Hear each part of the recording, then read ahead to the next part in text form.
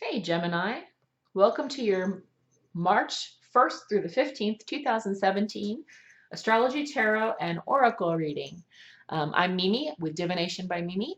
And if you would like a private reading, this is a general reading, so if you'd like a private reading, please use the email address mimimemes@hotmail.com. That can be found in the description box below. For you, Gemini, you are a mutable sign, and you are ruled by Mercury. So you're very thoughtful, you're communicative, you're social, you're fun, you like to travel, you like to learn, you really like to learn. Sometimes even as simple as conversation with people, you really like to learn about people. You find people interesting and their motivations interesting. Now, some aspects for you. Let's see, by the time the 1st of March rolls around, Mercury will be about 6 degrees and 43 seconds in Pisces. And Mercury will be staying there, I believe. Let's take a look. That's on the 1st. Moving on to the 7th. Yeah, it'll be moving its way through Pisces a little bit further. And then by the 15th, so let's see when you actually go into Aries.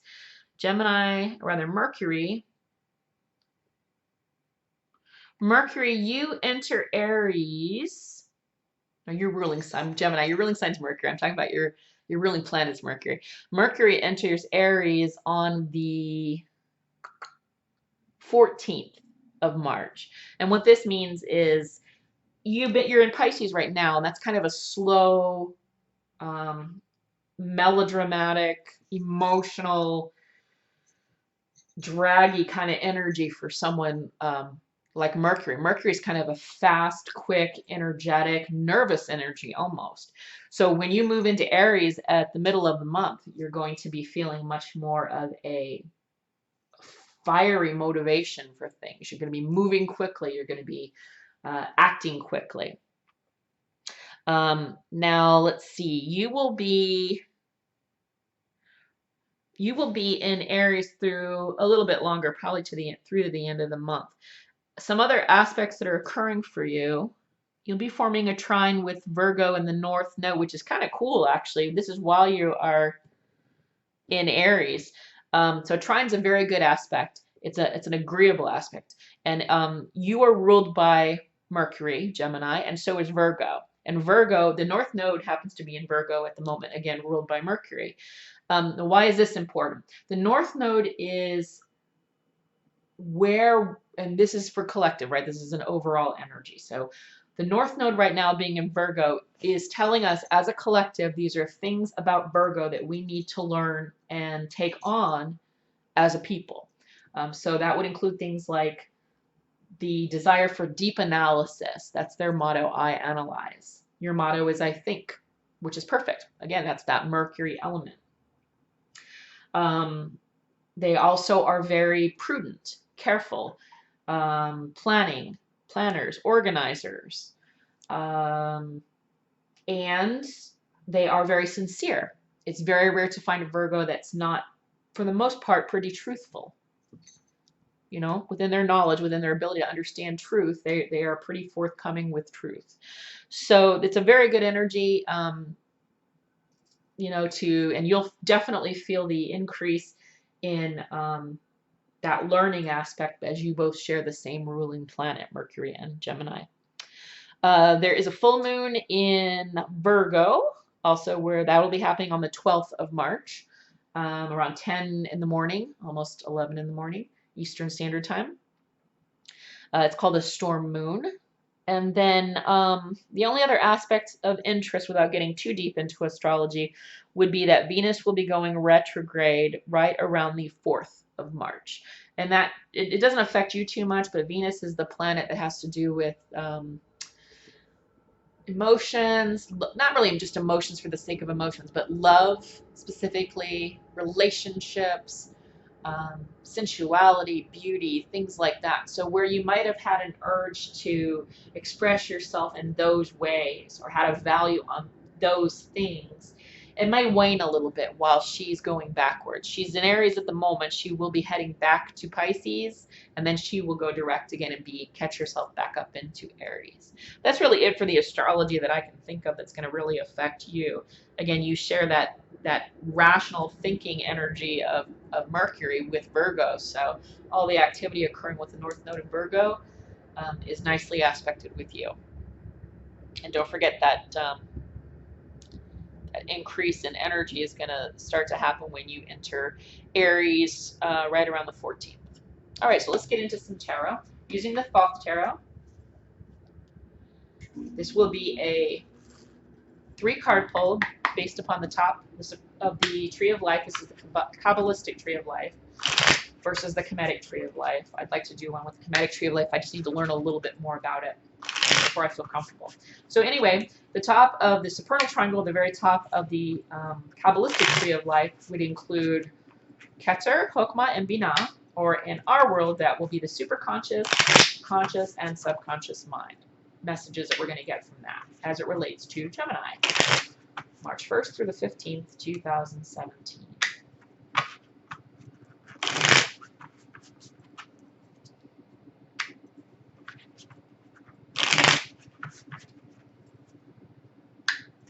All right. Also have the Cartouche runes available if we need any clarification.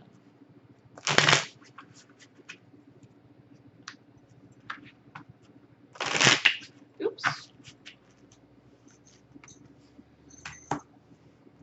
I think that's what they want you to know. Superconscious wants you to know something about the root of resources. You got the Ace of Discs upright. That was the first card that came out, so I'm going to pull that right into Keter. I didn't like that, so we'll try it again. Keter or superconscious.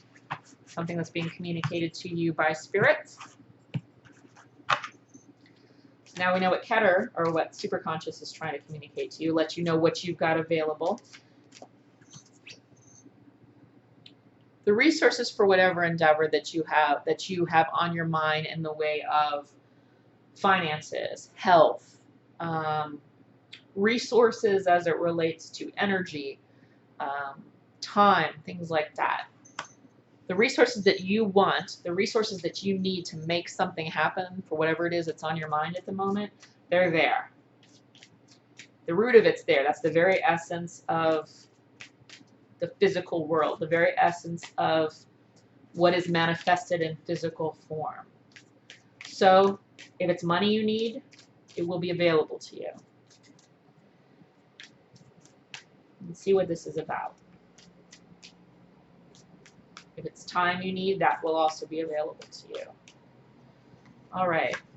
Conscious and subconscious. All right. So in the conscious mind, I think you've got a lot of confusing ideas at the moment. You receive the 8 of Swords upright, which is called interference. Usually it means that it feels like you are imprisoned and bound by the thoughts going through your head. And you aren't. It's, again, just a thought. It's just a perception. And being a Mercury-ruled Gemini, you love thinking. So make sure you're not thinking things to death. You're not thinking things too much. You're not thinking of things too much. Overthinking things. That can be a tendency without action or without perhaps the courage to make a decision. I'm not saying you're not courageous. I'm just saying that I think your thoughts might be getting in the way. Okay, so this is what's on your mind. Obviously, what's on your mind is a lot of your mind. You're thinking a lot. Okay, in the subconscious, you received the Prince of Wands in reverse. All right, so the princes in the Thoth deck are the equivalent of the kings. Those are fixed signs, and this is a fire element, wands, so this would be a Leo. Okay, and this is a Leo in reverse. This could be talking about a specific person, or it could be talking about an energy. And I think we're talking about a specific person here. I'll get clarification on it, but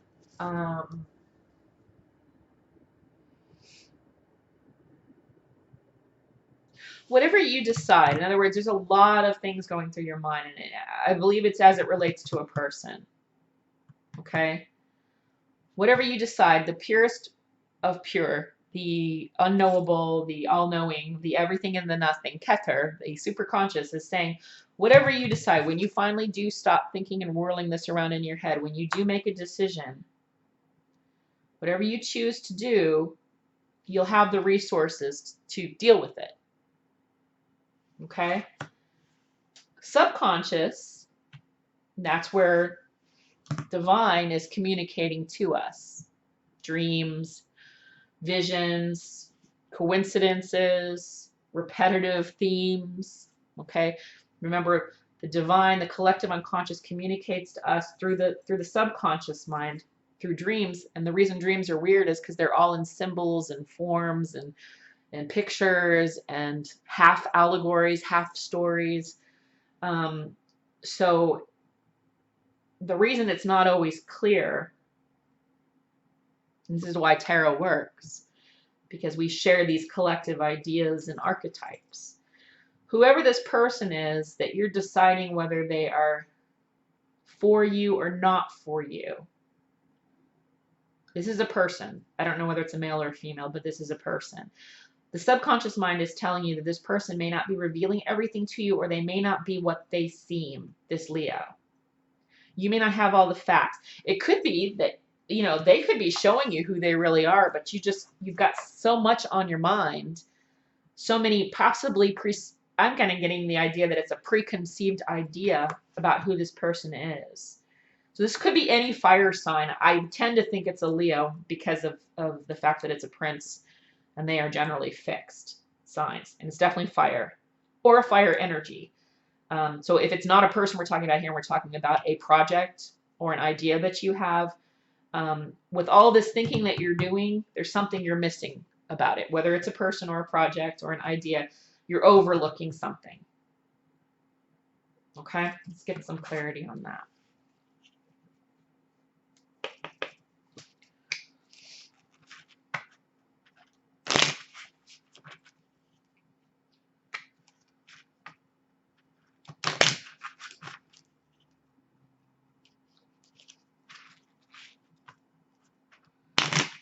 I want to find out something about, I think that's clear, and I think that's clear. That's what I'm not sure about.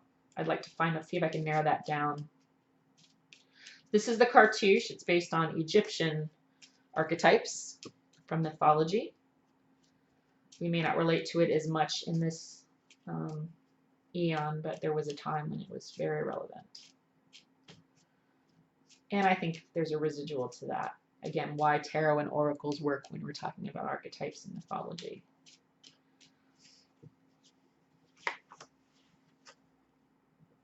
So you got Sirius in reverse. Sirius is a star, obviously, S-I-R-I-U-S. Very important to the Egyptians, very important to sailors. And it's very spiritual. So Sirius is important because it's about hope. It's about kind of like the star card in the tarot's major arcana. It is about hope. And I think you got it in reverse. Yeah, you did. You got it in reverse. I think that you might have a lot of hope about this person or this situation that you're thinking to death here. That you're kind of going on in your head about. And there's something, this might be misplaced hope. Yeah. In other words, I think you have hopes in whatever this energy is here, or person, relationship, whatever this is representing to you.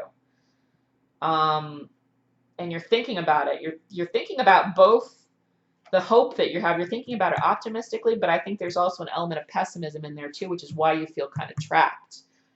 Universes or superconscious is saying, you know, whatever you want to do, whatever you decide to do, you'll be able to handle it. It will be okay. Whatever that decision is, the resources will still be there. You will be fine. You will recover if it isn't what you think it is. Or if it is what you think it is and it turns out in your favor, then all the better. But I think with your thinking, you're overlooking something.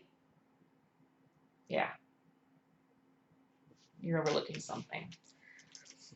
See if I can get a little more clarity on what this is, a person or more of a situation. This is a person. Okay.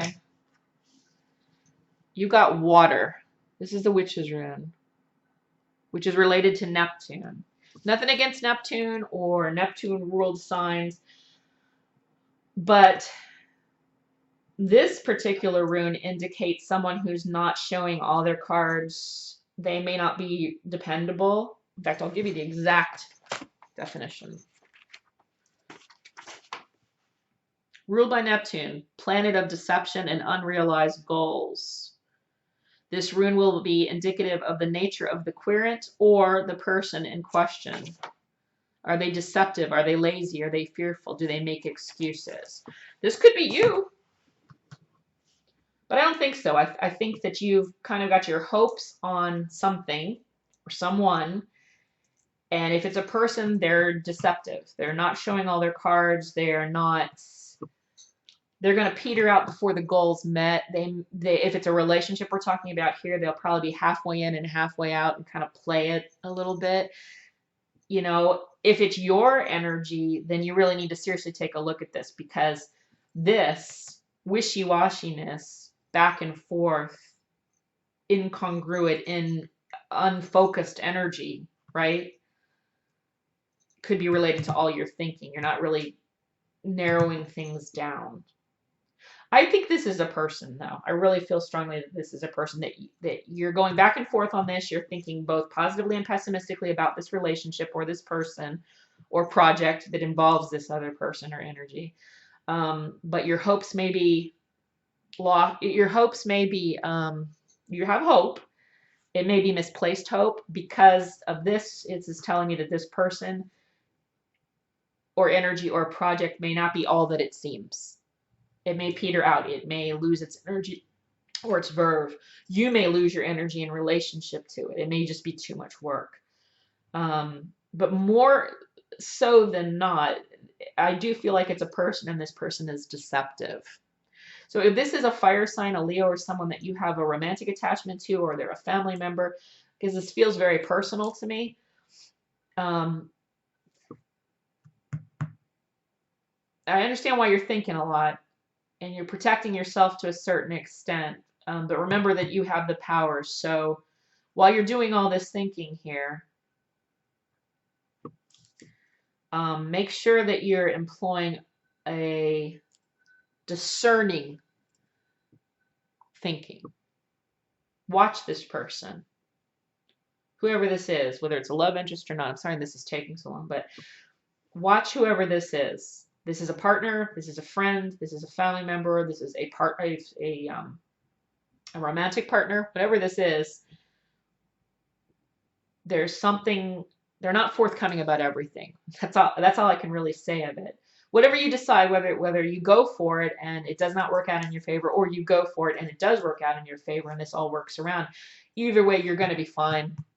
Spirit says you're going to be fine. It's not going to be a huge loss. The very essence and root of the things that you need spiritually, physically, mentally will all be there. It'd be more of a bump in the road if this does not work out. But if you really would like it to work out, then observe this person. Okay, that's it. I'll shut up. Thank you so much for watching if you stuck with me this long. And I hope that you enjoy the beginning of the month. If I don't hear from you directly, then I will speak to you, or you'll see me again when I upload the full moon video. And elsewise, I will talk to you in the middle of the month. You take care.